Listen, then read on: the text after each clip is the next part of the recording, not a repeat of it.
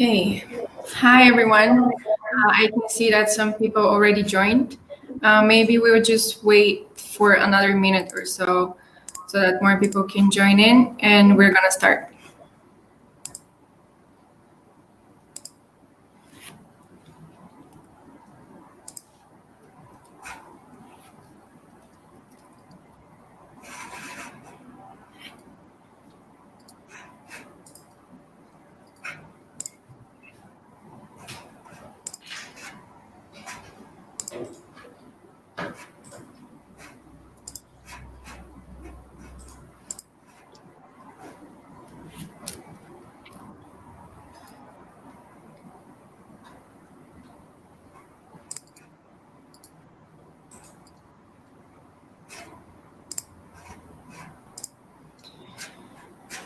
Okay. Well, I think we should start now, just for the ones that joined. And then whoever comes, they will just fit in. Okay. Thank you very much for joining us at our webinar tonight.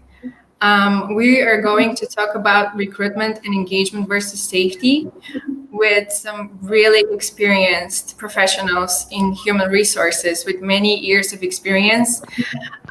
They've seen a lot, so you have a lot to learn from each one of them.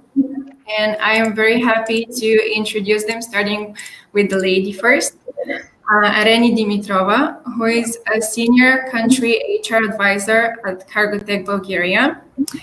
And then Clarence Sims, who is a site director at Alorica, Bulgaria. And Ivailo Bachvarov, who is a senior human resources manager at BIG. So the main topics that we're going to discuss are going to be regarding remote recruitment and onboarding procedures, because as we all know, 2020 has been facing us with a lot of challenges. So they're going to give us some really useful tips, and it's going to be very interesting, I promise.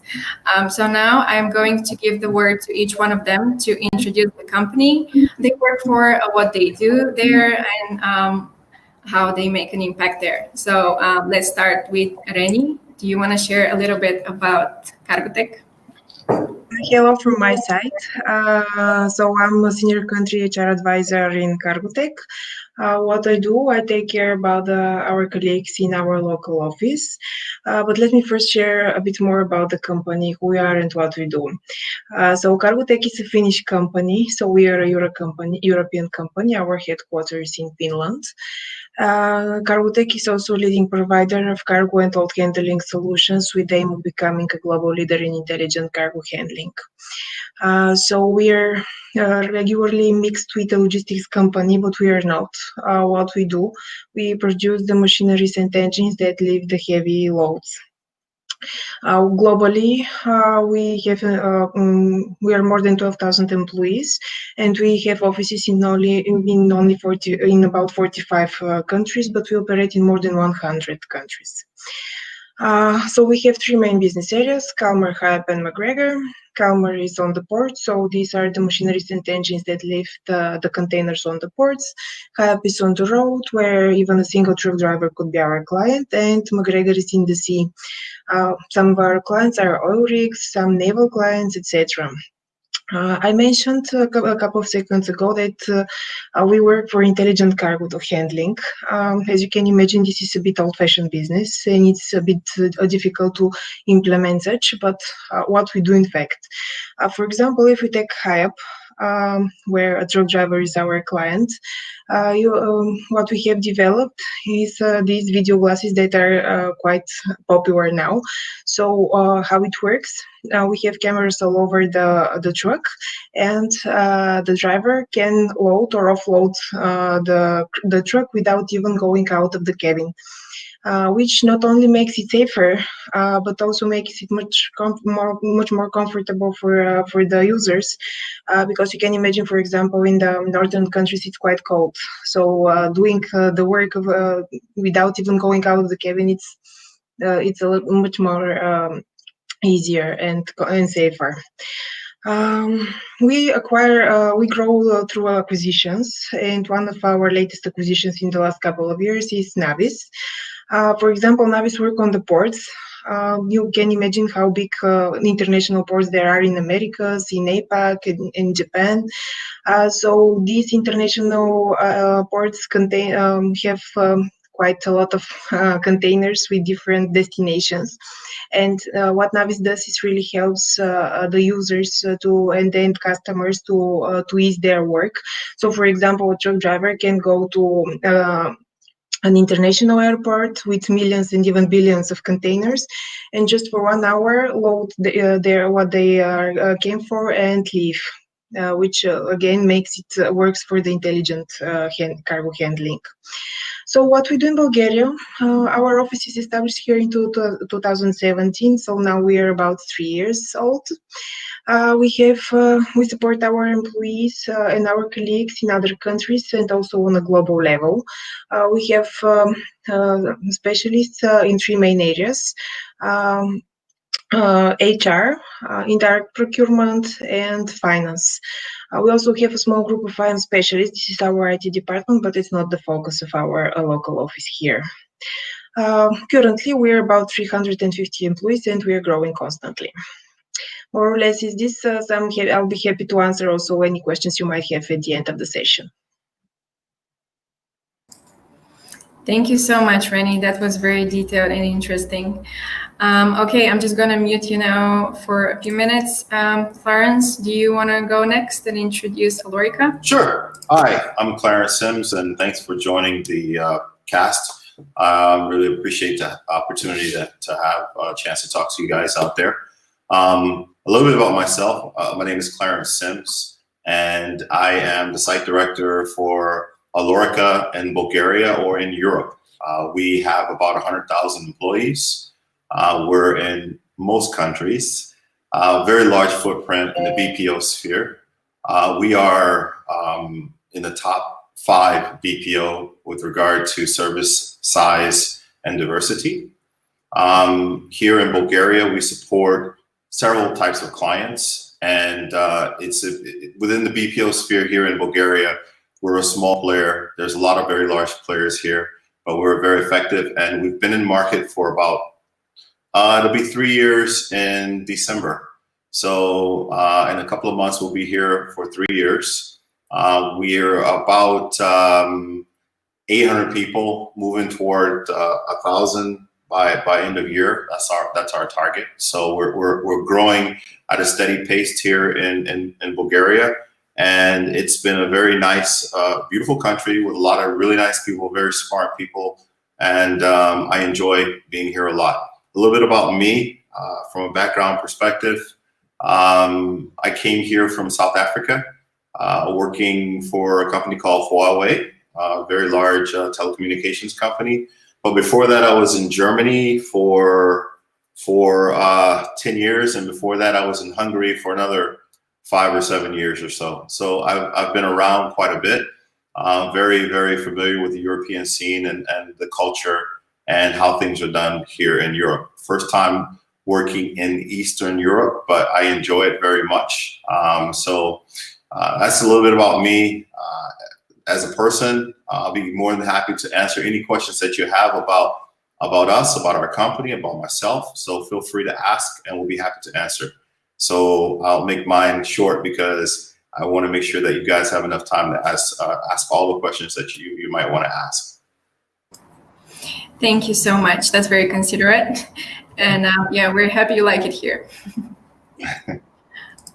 Okay, so now, Evaluator, do you want to go on and introduce Vic as well? Yes, of course. Thank you, Simona. So my name is Evaluator, and I'm Senior Manager HR for Big Services Sofia.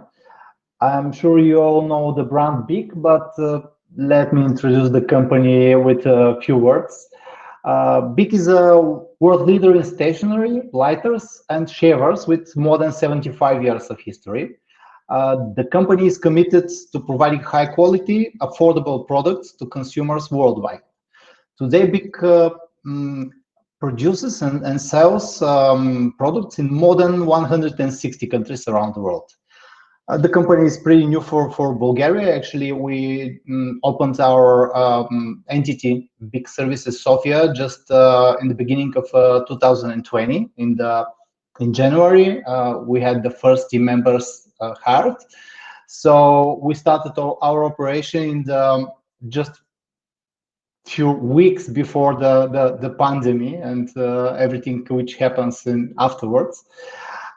This is the first shared service center for BIC, and we have the pleasure and the challenge to build it here in Sofia. The goal for Big Services Sofia is to operate as a highly efficient internal service provider, offering a full range of services in finance, accounting, reporting, transactional procurement, customer service, and human resource functions for the company, mainly in Europe, but not only. I have the honor to lead the HR function in Big Services Sofia.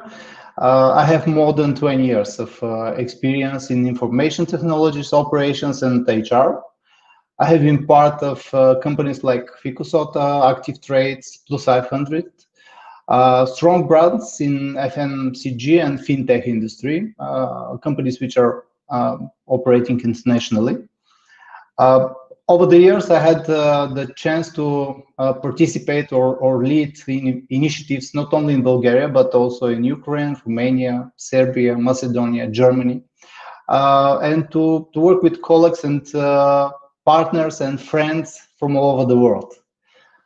Today, it's my pleasure to be with you and to share my experience and thoughts. Thank you. That's amazing. It's really our pleasure too to have you all here tonight. Thank you so much for introducing your companies and saying a little bit about yourself, because now I feel more comfortable asking questions. I feel like I know you more. I'm sure the audience as well. Okay, so I'm gonna head to the questions now, but just before I do, I just want to say that there will be a Q&A session for the audience towards the end of the webinar for the last, let's say, 10 to 15 minutes. So please ask your questions as comments on the YouTube live stream so we can address them. So this is the only place we're going to look for. So if you have any questions, feel free, go ahead and post it as a comment on the YouTube live stream. Thank you. Okay, so first, for the first question, we're going to start with Ivailo from BIC, because as he just mentioned, they recently opened their first shared service center in the world, and they chose Sofia to do it. So they really do a lot here. They managed to recruit more than 50 people during the pandemic. Actually, since the beginning of the year, they recruited over 100 employees, right? Most of which were during the pandemic, actually. And they're successfully executing transition strategy. So my first question is, what measures have you taken to ensure safety during the recruitment and onboarding process in all this craziness around us in the pandemic and during transition? I mean, that's impressive. So I'm sure we're all curious to hear more about it. Yeah, good question and a good story to be told. Let me start from there. Big Services Sofia really started this year with a plan.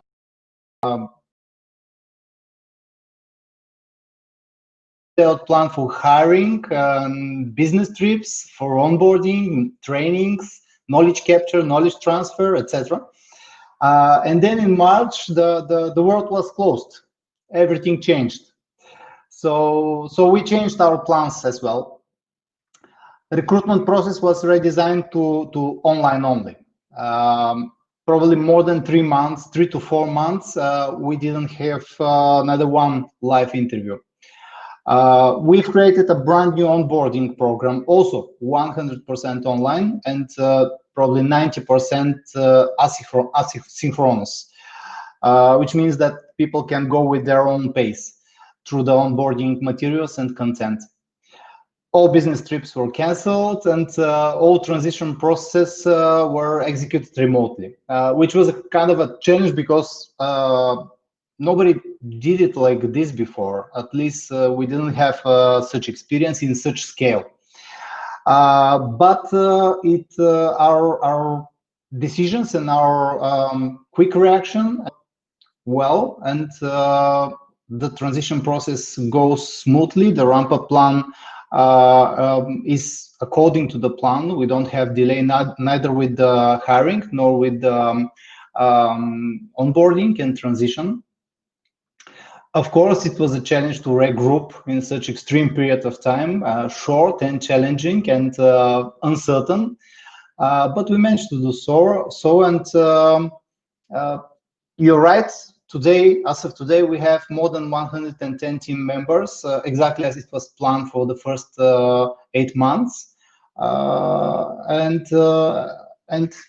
we're here. So safety measures. Of course, the first thing we did when there was a close down, we started to do all the recruitment process entirely online. Luckily, we all have laptops, so we all had needed equipment to do so, and the infrastructure. We're using Teams, so the entire process, not only interviewing but also testing, was done online, and it was between March and end of May, and even in June. We didn't have live interviews.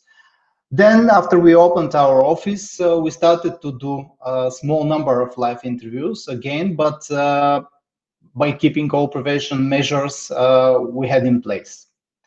And when I'm talking about prevention measures, it was not all the prevention measures actually was not planned only for the recruitment process, but also for the sense of safety and well-being of the team. So it's always a very good balance between having a safe environment and having a friendly environment where people can work and where they can spend most of the time during that day. So it's a question of balance.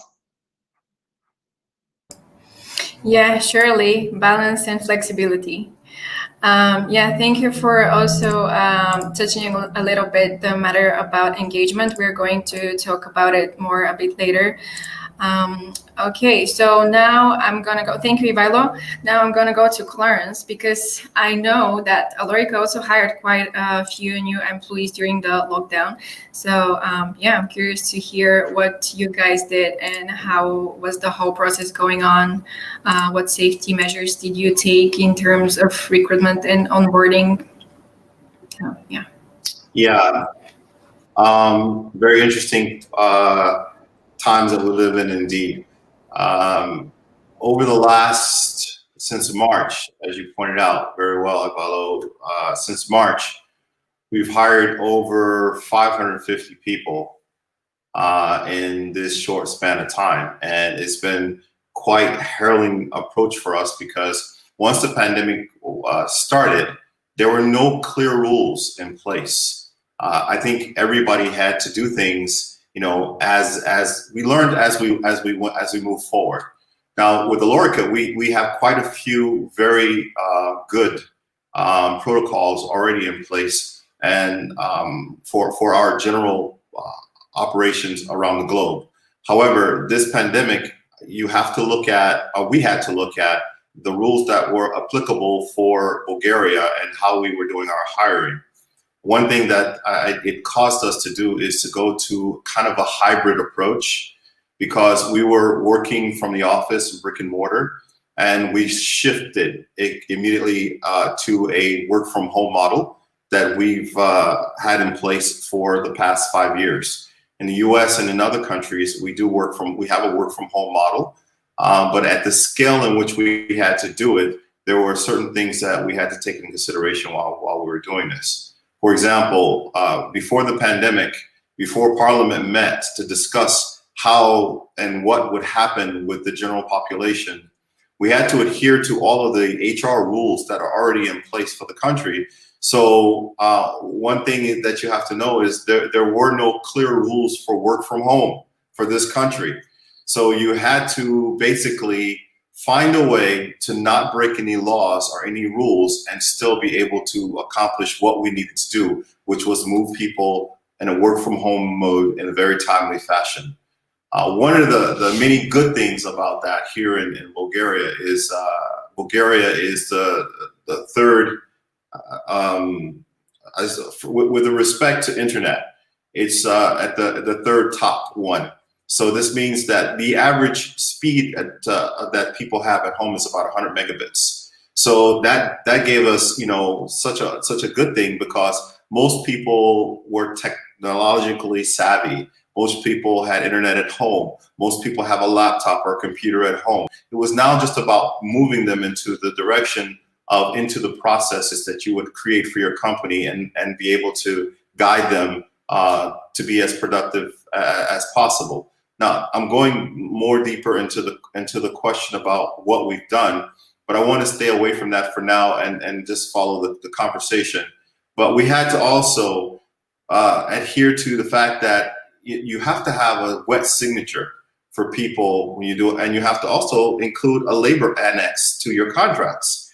So that labor annex has to state very clearly that you can come back. You can come back into the office. You can be requested to come back into the office within 24 hours if needed. This type of stuff. All that had to be coordinated. Our team has done a fabulous job. I would say a more than fabulous job of making sure that we stay in line with all of the labor laws, and that we were able to execute and build our work from home team in such a manner that it's now second nature to us. It's second nature to my team to build what they're doing now. So they know what they're doing. We do all of our interviews by online, whether it be Teams or Zoom or Skype or any of the other many different methods that you can do interviews. So we try to cater to the employee that's coming on board. If they're using Zoom, we use Zoom. If they're using Skype, we use Skype. If they're using Teams, we use Teams. Whatever it takes to make them feel and know that we've got them in mind when it comes to the uncertainty of starting a new job and interviewing on camera, which is difficult for most people to do. So after we've done that, we've hired people, we've done the selection process, and the selection process is not just something that HR had to do. It was something that my entire support team had to participate in. Team leaders had to participate. Operations managers had to participate. So scheduling all of that was kind of a logistical nightmare for us. But again, I'm fortunate, very, very fortunate to have a team that have basically thrived on this type of an environment. So we've put into play our hybrid setup, where people at the end, where you know you've got the job, okay, you know that the job is yours. Now you've got to make it legal. So in order to make it legal, you got to go in and sign your contract, or you've got to get if you live outside of Sofia in some of the small villages or something of this nature, we have to FedEx you or send you by courier your contract so that you can sign it and get back to us. We kept all of those rules in place. Everything that was required of us to do, we've done. So at the end of the day, like on Monday, for example, we had 110 people start. We scheduled them throughout the entire day to come in and sign their contracts. We set up a clear path for them to go through, get their sanitation done, get everything done with regard to getting them to sign their contracts, and then ship them out the door, and now they're in training. So we follow the rules, and that has been one of the main things that we've done with regard to bringing all our people on board. At the same time, maintaining safety, paying close attention to all of the things that's required, such as risk factors, our protocols, and communicating to our entire team on what needs to be done, when and how. So with that being said, that's how we've approached it, and we've been successful so far at being able to get the people that we needed to get. And I might add, in about 12 languages. So that's the impressive part for me, because we've amassed a team that is wonderful at doing what they do. So Thanks, team. Sounds really good. And yeah, you managed to hire quite a lot of people. And it sounds like you really got organized in all of this, because usually it takes some time. So yeah, well done, Thank team. you. Okay, so now I'm going to give the word to our lady, to Reni, because I know that Cargotec was one of the first ones within the industry to actually implement safety measures on a large scale. So, Reni, I would like to ask you, how do you create engagement between the employees that are working remotely? Because this is quite challenging, because everybody was saying, 2 meters apart, don't meet anyone, stay away from people. So it's quite challenging to create team spirit or any kind of team engagement, team buildings, whatever. So yeah, I'm just curious to hear what your strategies were, and yeah, how is this going on for you? Well, you might probably hear me to mention quite regularly flexibility and balance, but in fact, this is the key in the way we manage to implement the safety measures and in the same time maintain the engagement level and of course the services level. So to start a bit from backwards, we had working from home policy even before the crisis came in place. What we did before that, we had 20% per week, so we had 1 day per week working from home, and we were really on the way of extending this, but still we weren't there to implement it. While it was discussed on a management level, it was still some space to implement in practice the policy. We were planning, having in mind the global situation, we were planning really to close the office for all employees so that it's safer for everyone. But it kind of surprised us. Bulgaria, was one of the first countries that took any measures at all. So after it was announced, our whole office was sent to work from home. Very good in this situation is that we were prepared not only technically. I mean, our employees were with personal laptops, so everyone is capable completely to do their job from anywhere in the world, not only in Bulgaria. But we also had the annexes in place, so we were legally compliant. Because I mentioned we had this in practice even before that.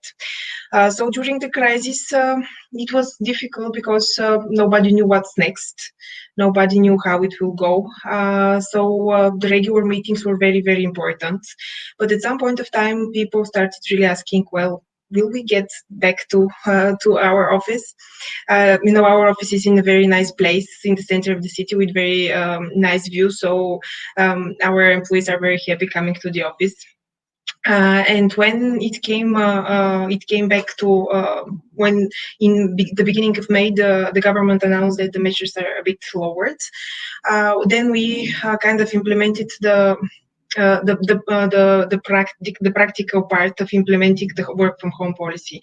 So what we did, we announced that 30% of the employees can return to the office if they like to. I say if because also they can choose not to come back to the office. So again, starts from the beginning. I mentioned flexibility. This flexibility that we offer to our employees, this really much kind of move to the engagement part, because we not only give them choice how to structure their day, but also we give them the choice to have their personal time with their family, and also to do their job and to do their daily tasks. This was very important for our employees because we work with young people. Some of them have kids, and having in mind no kindergarten or schools were working, it was very difficult to leverage between all the tasks on a daily level. So I must admit, this is the flexibility really and the work-life balance that this choice creates. Because by giving this choice to our employees, we also give them trust, and this is something that is very much appreciated. As a Finnish company, work-life balance is on a huge focus with us, so we really work on developing this even further. So I More or less, this is the base of the engagement. The choice and the trust provided really builds the what that you give, you receive in return. Yeah, thank you. I really like what you said, the work-life balance. I'm still exploring this. It's an interesting thing to explore. It's really good, and yeah, as far as I know, in the Scandinavian countries, especially, they're really focusing on that. So it's good that you have implemented it here, obviously successfully. Okay, so now I'm gonna jump back to Clarence because Alorica is also a very good example of working remotely. So again, I would like to go back to you and ask you, do you have any special strategies, any tips? Because we have quite a lot of people from the HR industry watching us as well, so this will be quite interesting for them as well. Sorry guys, I'll just ask you to unmute yourself because it's not allowing me anymore. Okay, no worries. Well, with regard to our tips and strategies, Rini, you're right. It's extremely important that you are able to pay attention to the work-life balance that your employees have. It's extremely important that you offer them something other than just sending them home and giving them a laptop and the internet if necessary. You have to offer them, to still become and still be a part of the team. I think that's the one thing that a lot of companies that do this kind of stuff fail to realize, that the people that are coming into the office, they still want to feel as if they're a part of the team. Therefore, you have to do the things that you were doing before, and you have to do them even more. Like you have to do more huddles, more virtual one-on-ones. Your team leaders have to engage, and they have to be proportionate. So, you think, a lot of you think that, okay, we're going to work from home, so I only need one team leader for 100 people to work from home, and that will not work. It will fail miserably because you have to engage. You can't have one person to have more people than they would have normally if they're in the office, because now I have to spend time talking to people and calling people and engaging with them we like to use Teams. We're huge Microsoft fans in our shop. We like to use Teams because with Teams, you can change the background. So I don't have to look into your living room or your bathroom or your dog running across the floor when you're chatting with your team leader. You can just put up a background and it looks like you're sitting in a big office building alone or in a beautiful living room or what have you. So we've taken advantage of that as well. We've trained our people on how to use these tools and to give them a bit more privacy, but at the same time, add a little more humanity to what we're doing. Because at the end of the day, it's not just about sending people home because there's a pandemic. At the end of the day, it's also about productivity and being able to have those people to actually perform a task for you or for your client that there's a value to it. So I think working from home, there's a study that came out about working from home that says that when you work from home, you tend to work more than you do if you're in a physical brick and mortar office. Let me tell you, that's so true, because my counterparts in the US, they wake up at 4 p.m. my time here, and I normally end up working until around 1 or 2 a.m. in the morning for them, because they need me to be available for plans and for executions that we may have to do. So point that I wanted to make by saying all of this is the safety is paramount. Communications, making sure that you discuss what the risk factors are with the employees, with your management, with your teams, making sure that all those protocols are in place. You cannot be too careful. You just can't. In this day and age, you simply cannot be too careful, especially with working with millennials, because we have customers that cannot do work from home because they don't have the technology to work from home. So they want us to do brick and mortar. Well, the good part about that is, since our site is almost empty, it means that I can socially distance people safely because everybody else is working from home. So I can social distance that particular client or those particular clients that cannot work from home. So it's been quite a bit of a hybrid setup for us, because we've had to engage in making sure that the building was uses we have a company that comes in with a nebulizer and does fog disinfectant, because it's the latest thing. We do that on a weekly basis. We do deep cleaning. We clean doorknobs. We have hand sanitizers everywhere. So we have masks we provide for the employees. If you're in our office, we want to make sure that you're safe. If you're not safe, we want to make sure that we gave you the opportunity to be safe. Because still, it's a choice that people make on how they go about their day-to-day. So we put those protocols in place to make sure that when you come into our office, you feel like, okay, I'm safe and I can work here if I have to. So the same thing goes if I'm at home. If you need a mask or you need hand sanitizers or whatever you need, let us know and we'll make sure you get it. So for us, it's like just an extension. You're in another building. So that's pretty much it. Yeah, thank you very much. Yeah, here I like what you said about that people are more productive when they work at home, because I've also noticed that there are less distractions and you can just focus on your tasks more. But on the other hand, I read a lot of research that was saying that a lot of people burnt out totally during the lockdown, because they were just working more than they should, because they didn't realize, oh, I need a break, or I need to get off the computer or whatever. So yeah, we'll see how this goes. And we go back to the work-life balance that Rennie was telling us about. So I guess, yeah, this is yet to be explored. Okay, so now I would like to hear from Evaluator again, because I'm very curious to find out, how did you guys manage to build teams and just implement the whole company culture again during a transition, during a lockdown? Yeah, I'm just curious to hear what you did to kind of make people welcomed and engaged in the company with the culture and just everything, and like create these teams from scratch, because they're completely new people. So yeah, it will be interesting to hear from you. Thank you for the question, Simona. Clara, just one comment on the research for productivity. I totally agree that most probably when work remotely, people work more. But are they more productive? It's a different question. So we can talk about this a bit. Now back to your question, Simona. If I have to share only one secret, an ultimate secret, it's about people. I have to, and I want to, praise our team leaders and our managers, because they are the thing which creates this connection, this atmosphere, which we call team. For sure, team formation and engagement is a challenge. Even when there is no COVID-19 or pandemic, but nowadays it's even more.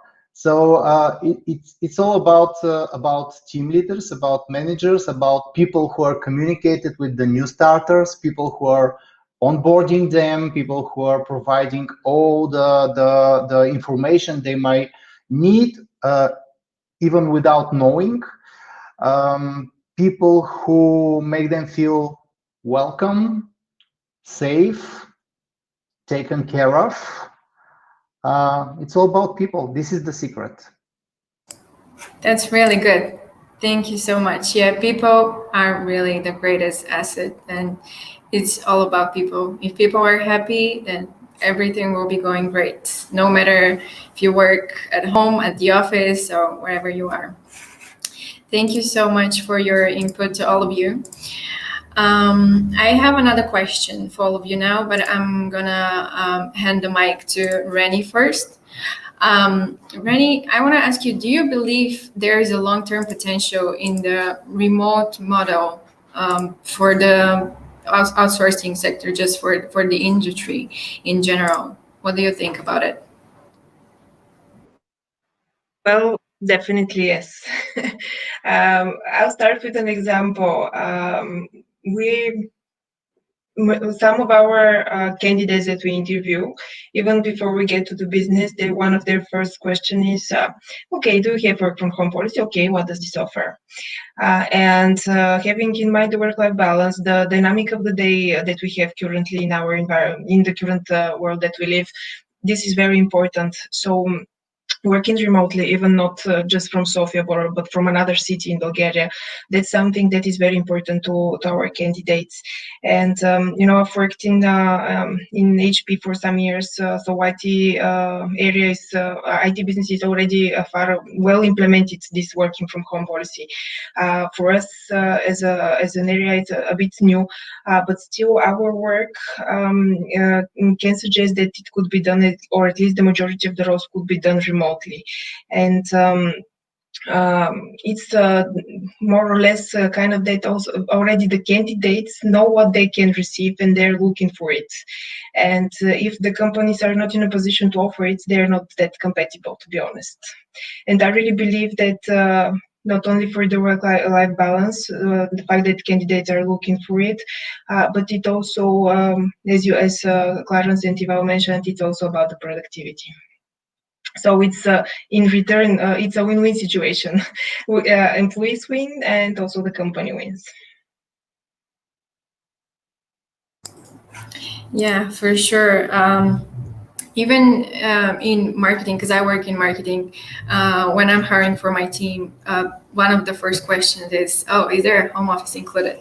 Yeah, this is becoming more and more attractive. Yeah, thank you for sharing. Clarence, how about you? Do you believe in this? Would you implement it forever? Or yeah, what's your opinion about it? Well, I think that you have to look at, if you look at history itself, if you look at the hybrid model or the work from home model that we have currently today, every company has been thrust into work from home, and it was it's not by planning in some cases, it's not by choice in other cases. You're just thrust into it for survival. I think that work from home will have a major impact on all operations going forward into the future. However, I also believe that if we make the same mistakes that we made before as an industry, for example, when Yahoo in 2013 ended their work from home model because their people were not working from home in an effective way. So that was ended. And a company can face these type of problems if you don't live and learn the lessons that we're all forced to learn now. So to answer the question, I believe absolutely work from home will be a part of our strategy going forward, most definitely. There's a lot of benefits to it, and the benefits far outweigh the pitfalls that you can run into. So everything, from cost of operating a center to making sure that that center is profitable. So I think that it's definitely an attractive thing, and it's also a humanistic thing. And I'll refer back to what you were saying, Rini, with and also you, Simona, what you were saying about one of the first questions an employee asks is, do you have a work from home program where I can work 3 days a week or 2 days a week at home? I believe 100% companies that are going to make it after, let's say, post-pandemic are going to be companies that embrace the lessons learned on what they've learned on how to send people to work from home. You'll find that this is going to be something that is absolutely essential, not just for survival of your companies, but if you are not a captive, if you are servicing another company, they're going. One of the first questions that a company will ask us is, "What's your backup plan? What happens if there's a bad pandemic, or or what happens if there's an earthquake?" You need to be able to answer that question and say, "We can work from home, and we've proven it." So it takes that question off the table, and that's one thing that I think that makes a big difference when making your decisions about where to go and where to put your business. Good. Yeah, very well said. Thank you. And how about you, Ivalo? I'm curious to hear from you as well on the topic. While I was listening, I was wondering maybe in 1 or 2 or couple of years, people will come on an interview and ask, do you have an office? Can we work from office? Do you have a work from office policy? Exactly. Yeah. So, remote work or work from home is trendy now. So for sure, it's here to stay, I believe. But I also believe that there will be back and forth. There will be many changes in the way companies are implementing and using remote work policy and remote work approach. So it will need some time to settle down, and then we'll see the best and the most efficient ways of doing it will stay, and the rest will be history. Absolutely. That's right. Yeah, I like that. Do you have an office? Thank you, guys. Thank you so much. It was really interesting to me, and you really embraced the change very well, as we can all see. All of you really were very flexible, and the whole reaction to the whole thing was very adequate. And you all believe in balance, which we all believe is what is going to take us on. So let's see if our audience has something to ask. Okay, so we have a question from Boris Matev. He's asking, will any of you have permanent remote roles after the pandemic? So whoever wants to go first, just go. Well, probably I can start, or Francisco, you also want? Okay, so we don't have it kind of defined yet, but as I mentioned, we are looking into this strategy even before the pandemic came. So at some point of time, we will definitely have such roles. Ivalo? If I can share not only about big services Sofia, but on a group level, a kind of we are starting from the other end. We are separating the roles on roles which are eligible for remote work and roles which are not eligible for remote work. And then we will expand further. At some point, we might have roles which are permanently remote, but for the moment, we don't. For us, I'd say the answer to that question is absolutely. Unless you're building a machine and you need a lathe or a saw or something of this nature to build something with your hands in our office, I can't see any reason why with today's technology that we can't figure a way to put you home so you can work effectively, efficiently, if you want to be there. I've learned so much in this past few months about people and their behaviors. A fairly conservative company would not have people working from home so much because, we need the eye on the people, the hands on, the touch. And as a matter of fact, if you look at travel policies, for example, one way that companies have reduced their costs in travel is just simply reducing the amount of travel that they do. But the knockdown effect to that is you don't get to touch your customer. You don't get to sit down and have dinner with that customer. And that does have an impact in that style of being able to, get your business and get your business understood to your customer. So, that's the knockdown effect. But on the other side of that, when it comes to having people work from home, in especially this environment, I think this environment is here to stay. Whether it's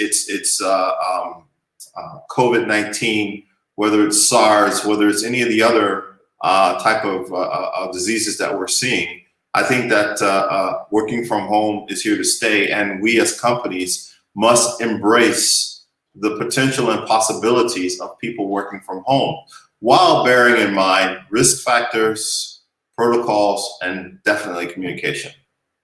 So that's my take on that. Communication surely is the key. Thank you so much to all of you. I don't think we have any more questions. So if anyone of you wants to add something, feel free to.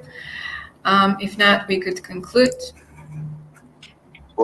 I just want to add something which is very much related to the way you implement remote work, and something I really appreciate when we were discussing in the workforce in big how to implement remote work. And what I mean is the approach of not measuring the input, but measuring the output. Not measuring the hours in front of the screen, clicks of the mouse, minutes logged in, but measuring the results of your work. And this is what we mean by productivity, efficiency, etc. And this is an approach which I'm proud of, and I'm happy that it's part of our company. Right. I totally agree with that, Ivalo, because it's about working smarter, not working harder.